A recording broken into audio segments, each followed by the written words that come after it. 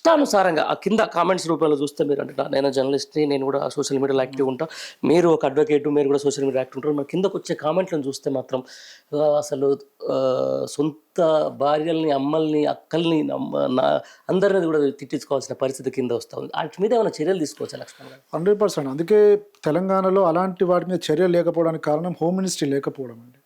Police వ్యవస్థ తీరు కూడా ప్రాపర్గా లేకపోవడం. నిజంగా కన్సెంట్ చాలా కొందరు, నాకు తెలిసి 5% పోలీసులు చాలా ఉన్నతంగా గౌరవంగా వాళ్ళు డ్యూటీలు నిర్వహిస్తున్నారు. కానీ 95% పోలీస్ అధికారులు ప్రాపర్గా ఉన్నట్లయితే ఎందుకు చర్యలు ఎందుకు ఉండవండి? ఇలాంటి వాటి మీద ఎందుకు ఎఫ్ఐఆర్లు కావు, ఎందుకు ఎందుకు శిక్షలు పడవు?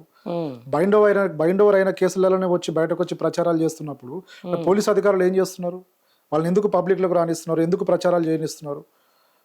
ఎందుకు వాళ్ళని బౌండ్ టు అపియర్ బౌండ్ అంటే మీరు ఎందుకు ఆ పోలీస్ స్టేషన్లో కూర్చోబెట్టాలి కదా? ఇలాంటివి ఉన్నప్పుడు పోలీస్ స్టేషన్లో కూర్చోబెట్టవచ్చు.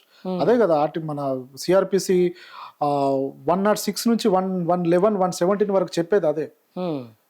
అలాంటివి జరుగుతున్నా మీరు చూస్తున్నారంటే ఇక్కడ హోమ్ మినిస్ట్రీ లేకపోవడం కూడా ఒక కారణమా నాకు అనిపిస్తుంది.